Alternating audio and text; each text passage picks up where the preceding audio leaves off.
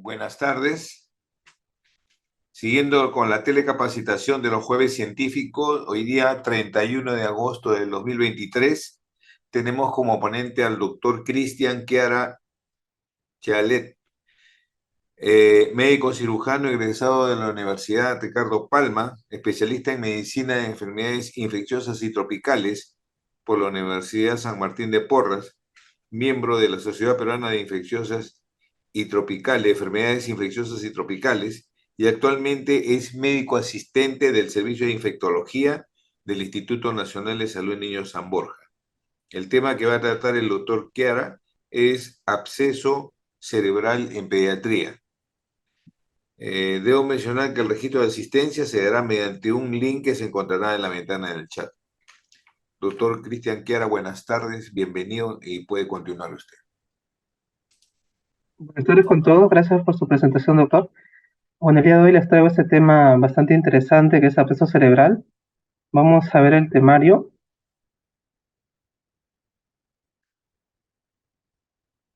Vamos a tocar estos 7 puntos, lo que es la definición de un absceso cerebral, cómo se clasifica. Vamos a ver aspectos de epidemiología. Vamos a ver lo que es el cuadro clínico, los factores de riesgo, exámenes auxiliares que se emplean normalmente y el manejo en donde está involucrado la parte de la antibiótico-terapia y el manejo quirúrgico, ¿no? El pronóstico también importante y las conclusiones. Voy a comenzar con las definiciones. Bueno, en realidad absceso se define como un área encapsulada de pus dentro del parénquima cerebral y tal vez la principal repercusión que tiene es el riesgo para la vida. Puede tener alta mortalidad y también secuelas importantes en los que sobreviven. Normalmente conocemos que los abscesos cerebrales en realidad están dentro del parénquima, pero también sabemos que las colecciones de sangre tipo hematomas también se pueden formar secundariamente en abscesos, ya sea subdural o epidural, ¿no? Y en esta diapositiva les traigo la forma en la cual normalmente un absceso cerebral evoluciona, ¿no? Y también para recalcar la importancia de por qué de método de imagen de elección está la resonancia magnética, debido a que el estadio inicial de cerebritis, en el cual es un área inflamatoria con edema, normalmente no se detecta con una tomografía sin contraste, ¿no? Se nos puede pasar por desapercibido. Y este estadio normalmente sucede en los primeros 3 días. Más o menos en el día 4 a 10, el absceso se forma un estadio de cerebritis tardío, en el cual se puede ver al centro en verde, un centro necrótico. También hay edema, pero en menor cantidad. Y ya se puede ir formando una especie de cápsula pequeña, ¿no? Luego, en el estadio terciario, tenemos una formación temprana en la cápsula, ya no predomina mucho el edema, y esto normalmente se da entre el día 10 a día 14. Y ya cuando tenemos un paciente con más de 14 días de enfermedad, normalmente vamos a ver estas imágenes con un contraste, con una imagen en anillo que resalta una cápsula bien formada y al centro el fondo necrótico, ¿no? O en este caso purulento también, ¿no? Esos son los estadios a tener en cuenta en un absceso cerebral. Y en cuanto a la epidemiología, como pueden ver ahí, no es muy frecuente en niños. Hay una publicación que nos reporta que de todos los abscesos cerebrales solamente un 25% se presentan en niños. Sin embargo, esto no le quita la importancia de estudiarlo debido a que tiene una alta mortalidad y morbilidad, ¿no? Como vamos a ir conversando. La incidencia anual, bueno, esto es un dato europeo, ¿no? Más o menos 0.4, 1.3 por 100.000 habitantes. Y en promedio las edades son de 4 a 7 años, pero sabemos que esto varía bastante en los estudios. Y según también el tipo de paciente, porque actualmente, y lo que vemos también en nuestra institución, son pacientes inmunosuprimidos, y esto obviamente cambia un poco la epidemiología de las edades, incluso también el sexo. En cuanto a la mortalidad, se conoce que el absceso cerebral tenía una mortalidad bastante elevada en la época donde obviamente no teníamos mucha disposición los antibióticos, las vacunas también estaban eh, comenzando a tomar fuerza. Actualmente que ya hay mejores medidas higiénico-dietéticas, hay mayor prevención y mayor difusión de las vacunas, ha bajado bastante. Se reporta de un 4 a 24% de mortalidad. Algunos estudios mencionan como 10% un promedio, ¿no? Lo cual en realidad aún así sigue siendo bastante significativo, ¿no? Que fallezca un niño de cada 10 es bastante significativo. Les traigo también este artículo para más o menos hablar sobre lo que es la parte epidemiológica, para recalcar algunos puntos. Y traté de buscar varios estudios. Me llamó la atención este en particular, el cual se hizo en Nigeria, en Lagos, que es una zona bastante pobre, en la cual yo creo que no se aleja mucho de la realidad peruana en algunos lugares. Este es un estudio retrospectivo que se hizo acumulando la información de 11 años. En total se incluyeron 89 niños con una edad de 6,4 años en promedio. La mayoría, como pueden ver, fueron hombres. En general se sabe que los hombres tienen un poco más riesgo de tendencia a infecciones por un tema hormonal, ya desde pequeños, incluso adultos también. Y bueno, en este estudio, para tratar más o menos de dar a conocer qué tan frecuentes son los signos y síntomas, ¿no? Que podemos ver en un paciente con absceso cerebral. Y como pueden ver, los síntomas pueden incluso simular una meningitis, no son signos y síntomas categóricos o específicos de un absceso cerebral. El tema de tener fiebre es casi presente en casi todos los pacientes, al igual que la cefalea. Y de ahí ya en menor frecuencia vamos viendo alteración del sistema de la conciencia, náuseas y vómitos. Puede haber parálisis de nervios faciales también, o parecias, según el compromiso y la estructura que pueda estar comprometiendo el absceso, ¿no? Y importante también mencionar los factores de riesgo. Bueno, actualmente, como mencioné, se reporta que un grupo de riesgo importante son los pacientes inmunosuprimidos, ya no tanto en el pasado que eran más las cardiopatías congénitas. Sin embargo, acá en ese estudio de Nigeria, se vio que el antecedente de meningitis, sinusitis, el mismo hecho de estar inmunosuprimidos, hay pacientes que han tenido incluso VIH y tuberculosis al momento de diagnóstico, son factores de riesgo importantes y sobre todo también los focos más frecuentes, los fotogénicos, ya que estas bacterias usualmente van por continuidad y son pacientes que usualmente tienen focos tanto del oído o a nivel de los senos paranasales también. Y acá tenemos otro cuadro de los trastornos cerebrales en pacientes inmunosuprimidos y más o menos enfocándonos a las causas infecciosas, ¿no? Ya en un paciente inmunosuprimido no solamente debemos pensar en bacterias comunes, pensamos también en hongos, toxoplasmosis, un parásito, y la endocardia también, que es un germen importante. Pacientes con VIH pensamos de inicio en toxoplasma, ¿no? Y justamente la cobertura empírica que vamos a ver va en relación a este cuadro. Este cuadro es interesante porque eh, esta información ha sido sacada últimamente de esta guía, del XMID, que es una guía europea. Y esta guía, perdón, para suerte de todos los presentes, ha sido publicada este año, entonces, justamente en este mes. Entonces, es bien actual los conceptos y la evidencia que nos trae esta guía publicada en este mes de agosto. Estos son los patógenos del artículo de Nigeria. Podemos ver que en realidad, si vemos en frecuencia, los más prevalentes son los gram positivos en abscesos cerebrales, ¿no? Vamos a ver que los Staphylococcus aureus, Staphylococcus pneumoniae, son los más frecuentes. Y eso es lo que reporta también la literatura.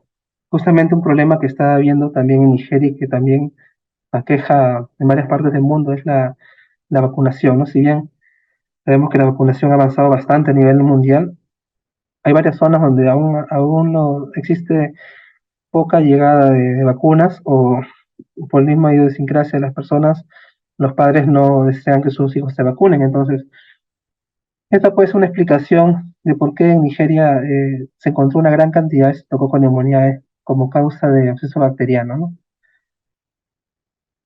También habrían gran negativos, pero son los menos frecuentes. Hubo un caso de MRSA y también algunos anaerobios que se encontraron.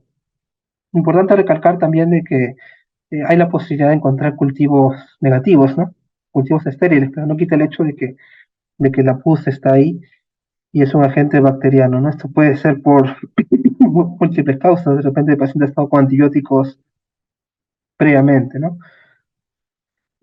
Estos son focos infecciosos de los cuales puede partir una absceso cerebral, ¿no? Sabemos que los focos hematógenos son muy importantes, el tener una endocarditis, el tener un foco ontogénico, el tener una mastoiditis por continuidad puede llegar a formar un absceso, o el tener procedimientos neuroquirúrgicos, que es lo que tal vez en la institución también podemos llegar a ver en algunos casos, ¿no? Esta es una fotografía de New England, en la cual también nos da a conocer de forma gráfica los focos de origen, ¿no? Focos infecciosos de origen. Y para hablar de los exámenes auxiliares, fundamentalmente centrarme en la resonancia, ¿no?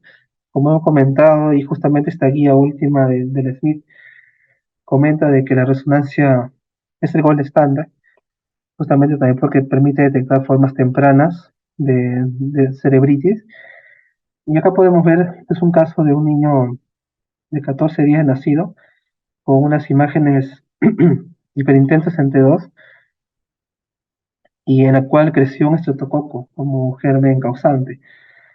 Acá en T1 podemos ver también ganglios basales, la forma en la cual resalta en contraste el anillo, y también recomiendan pedir en todos los casos un estudio de difusión. O sea, no solo pedimos contraste, sino también la guía recomienda que sea con difusión para que se pueda apreciar mejor la imagen de acceso, ¿no? Y este es otro caso que también me llamó mucho la atención, un poco también para ver la realidad que también tenemos actualmente en el Perú. Este es el caso una paciente de 14 años con lupus que ha estado tomando corticoides de larga data. Tuvo, de hecho, una tuberculosis ganglionar en la cual fue tratada. Recibió 6 meses de tratamiento y a los 3 meses de haber concluido la terapia anti-TB, desarrolla un problema neurológico de trastorno de conciencia y focalización. Entonces se le hace una estudio de tomografía y se puede ver que hay unas imágenes compatibles con abscesos. Obviamente no piensan en ese momento que puede ser por un proceso específico, ¿no? Pues un paciente que completó tratamiento, piensan más en una causa bacteriana o incluso toxoplasma. De hecho, dan tratamiento empírico para toxoplasma, realizan estudios en LSR, los cuales son normales, incluso salen estudios para tuberculosis normales, como PCR en líquido cefalorraquídeo, y sin embargo, la paciente no mejora con la terapia para toxoplasma. Y al poco tiempo desarrolla más trastorno de conciencia, le hacen una tomografía, y acá podemos ver ya que hay una incluso mayor edema y una desviación de la línea media, ¿no? Entonces, esta paciente es sometida a un tratamiento neuroquirúrgico, el cual, según la última guía, eh, menciona que debería tratar de darse en todos los casos de ser posible, porque nos va a permitir, obviamente, en controlar mejor el foco infeccioso y también obtener una muestra, ¿no? Y ahí donde se encuentra, pues, que estos abscesos eh, son por tuberculosis, mediante cultivo y PCR. Se inicia el tratamiento de primera línea debido a que es sencilla rifampicina y la paciente, según lo que mencionan, evoluciona favorablemente. Y este caso es bastante llamativo porque en realidad la paciente había recibido ya un esquema previo. Obviamente es posible que la paciente haya tenido tuberculosis eh, en el sistema nervioso desde más antes y debido a que solo recibió 6 meses, no llegó a la erradicación de la enfermedad, ¿no? Y es una paciente que hay que tener en cuenta que ha estado con corticoides de manera crónica, ¿no? Los pacientes deberían tener un screening con PPD para descartar TB latente, para que no sucedan estas cosas, ¿no? Y bueno, vamos a hablar del manejo. Les he traído este algoritmo para tratar de ir de lo macro a lo pequeño. Todo paciente que sospechamos un absceso cerebral, ya sea por clínica, las fontanelas abultadas, incremento de la circunferencia craneal, fiebre, náuseas, vómitos o focalización, le hacemos un estudio completo de sangre, cultivos, el cefalorraquídeo si es que no hay contraindicación, o sea, no hay sospecha de herniación. Y hacemos los estudios de imágenes, como menciono, lo ideal es en realidad la resonancia, pero hay muchos sitios, en lugares en los cuales sabemos que no se puede hacer resonancia. De hecho, este estudio de lagos que presenté de Nigeria, la mayoría fueron tomografías y fundamentalmente lo hacemos pues para descartar hipertensión endocraniana, ¿no? Y sabemos que también puede ser un poco más rápido en algunos casos. Entonces, ambos estudios nos sirven, pero hay que reconocer que la resonancia con difusión y espectroscopía nos va a ayudar un poco más. Entonces, tenemos posteriormente que realizar más estudios dependiendo del foco de sospecha de infección, ¿no? Evaluación por otorrino, por cardio, por odontología, de acuerdo al foco de sospecha, ¿no? Podemos hacer también estudios de eco abdominal para descartar abscesos también hepatoesplénicos y estudios también de tórax, ¿no? Luego, tenemos dos posibilidades, ¿no? Un manejo conservador o quirúrgico. Normalmente, y lo que se estilaba en el pasado, o lo que también se suele hacer, es que un paciente que está sin deterioro neurológico, un bajo más de 12, o el absceso es pequeño, menos de 2,5 centímetros, o en realidad tiene muchos pequeños, o ya tenemos un germen, ¿no? Es un paciente que tiene una endocarditis, ya sabemos qué germen es, entonces podemos dirigir la terapia y tener más seguridad de que va a responder, ¿no? Puede haber también tiene una contraindicación para cirugía, hacemos manejo conservador y observamos, obviamente, la respuesta. En este caso, me recomiendan en 1 o 2 semanas para ver si requiere o no neurocirugía, ¿no? Y si el paciente tiene ya criterios para neurocirugía, sabemos que podemos tener estas dos formas de abordaje mediante aspiración o excisión, ¿no? Obviamente se prefiere en lo posible, de acuerdo a la zona de la localización del absceso, que se puede hacer una excisión total debido a que esto nos da también la facilidad de acortar la terapia, ¿no? Si se hace una decisión total, ya no damos 6 o 8 semanas, podemos dar solamente 4 semanas de terapia y obviamente de acuerdo también a cómo está el paciente, ¿no? Porque también pueden haber complicaciones por el absceso, ¿no? Y luego partimos a la terapia antibiótica, la cual el algoritmo recomienda que obviamente sea de amplio espectro, tratar de que sean antimicrobianos bactericidas, que puedan pasar la barrera hematoencefálica, se administran en altas dosis y según los factores de riesgo que vamos a mencionar, ¿no?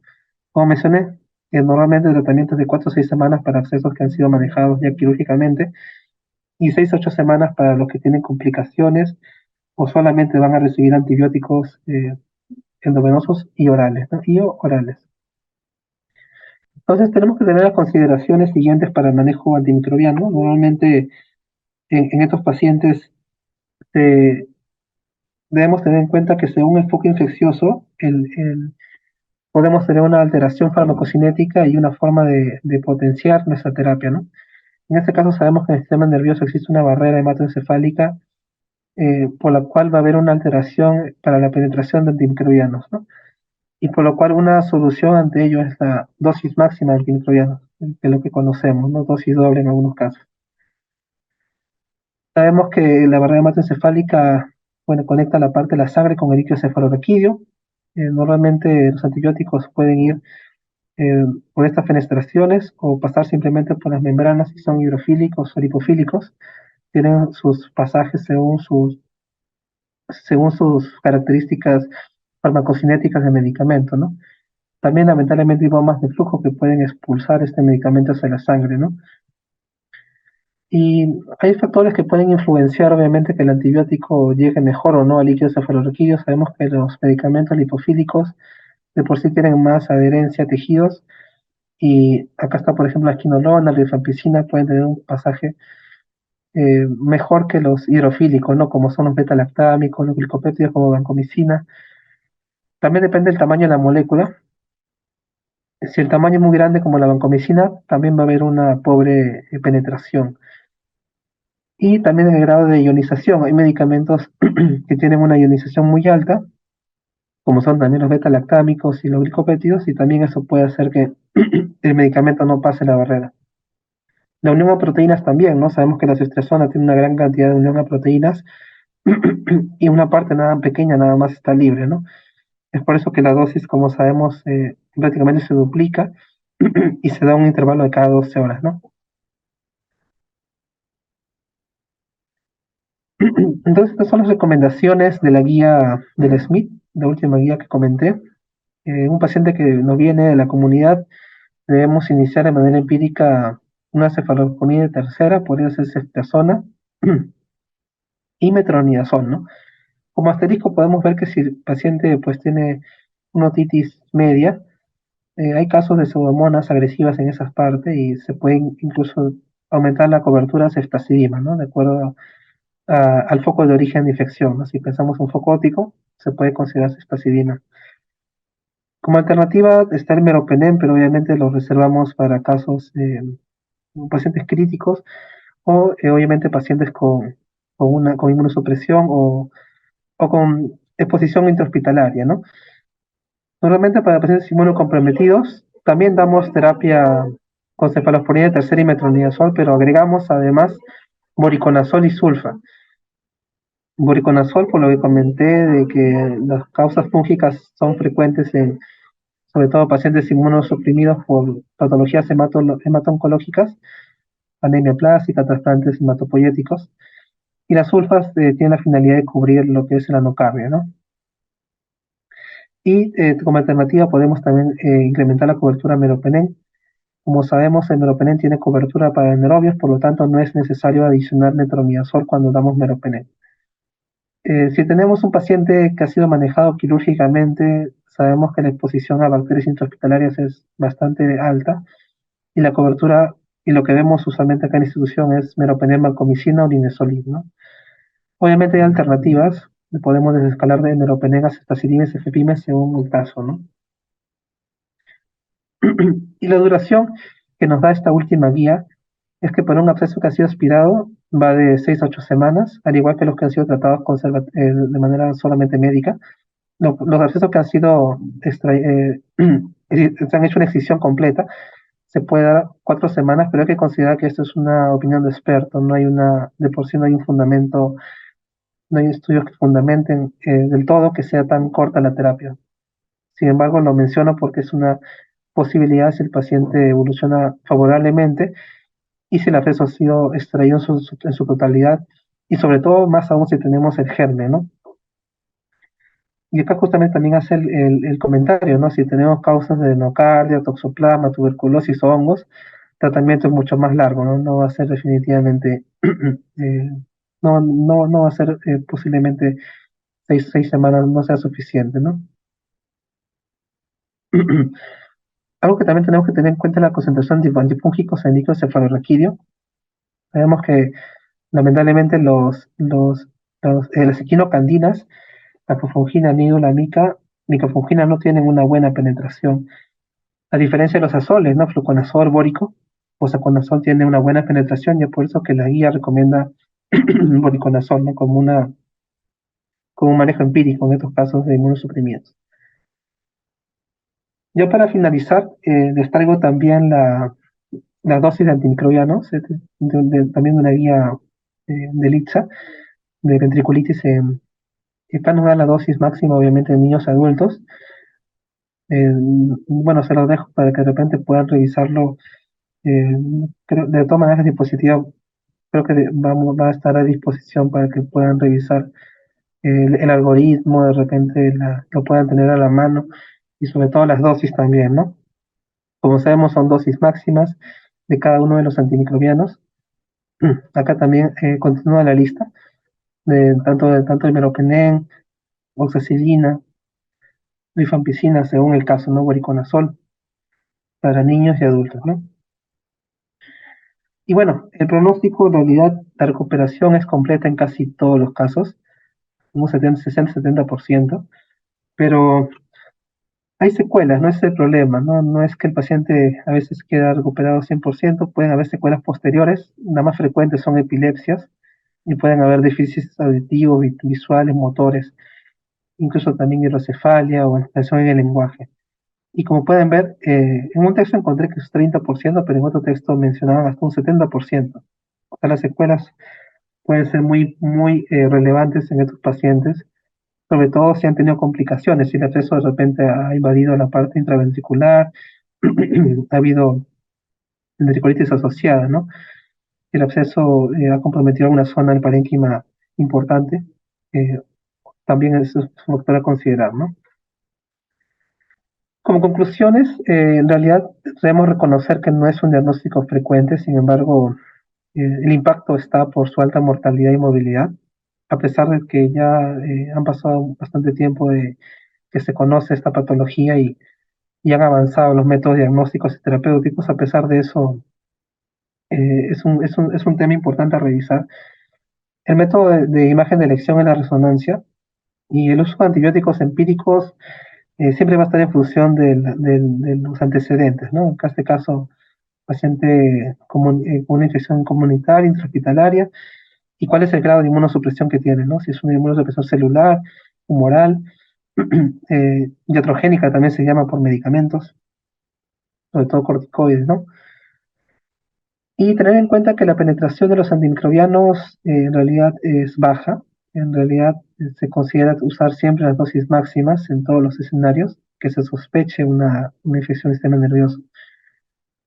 Y si bien la mayoría de antifúngicos son lipofílicos, en realidad hay que reconocer que, como han visto en el gráfico, son muy pocos los que en realidad penetran correctamente el sistema nervioso.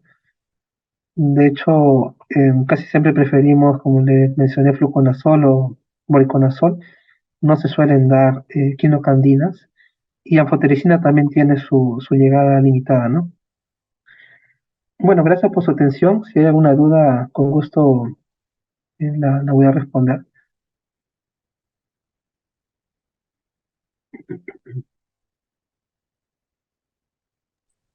Muchas gracias, doctor. Tenemos una pregunta que nos dice, ¿el absceso cerebral puede llegar a ser mortal? Sí, como comenté, la mortalidad se reporta actualmente en un 10%. Entonces es importante que el diagnóstico sea lo más temprano posible y el tratamiento también lo más pronto posible, ¿no? Y en lo ideal que recomienda la guía es que se evalúe correctamente al paciente por la parte quirúrgica para valorar el drenaje o aspiración según el caso, ¿no? Porque eso también va a impactar bastante, como mencioné, en el tiempo de antibióticos y en el diagnóstico también final, ¿no?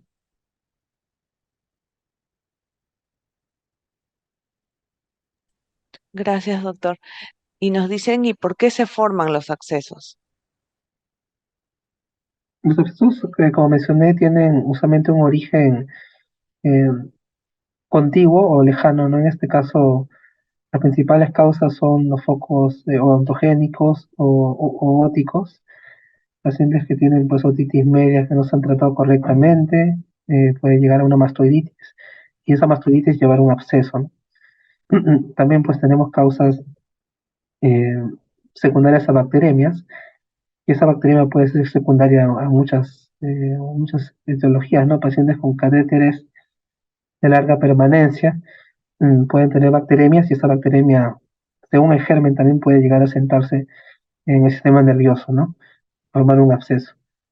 Endocarditis también es una causa de infección intravascular importante y de ahí la infección puede ir a cualquier sitio, ¿no? El cerebro es una zona también predilecta por algunos gérmenes.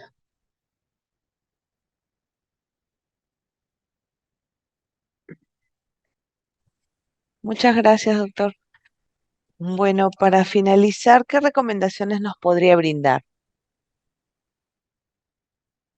Bueno, las recomendaciones para el personal de la institución es que tenga en cuenta el algoritmo de diagnóstico y tratamiento y en lo posible que trate de iniciar la terapia lo más pronto posible, ¿no? Aunque en algunos casos la guía menciona que si es que se va a hacer un manejo quirúrgico pronto, que no es lamentablemente creo que el caso de la institución o de varias instituciones,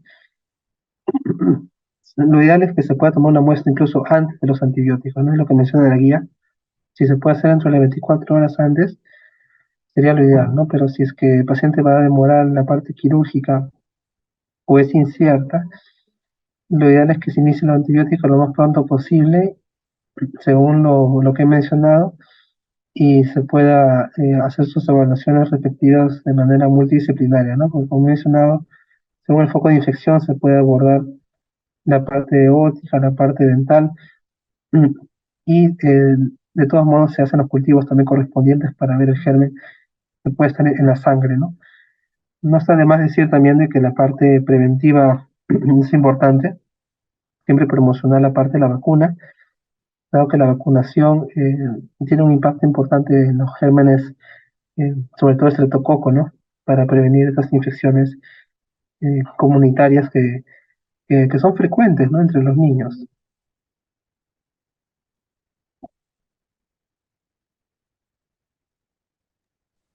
Bueno, doctor Cristian Chara, la Oficina de Docencia e Investigación agradece su gentil participación como ponente y además también por habernos compartido su experiencia profesional y agradecemos a los participantes por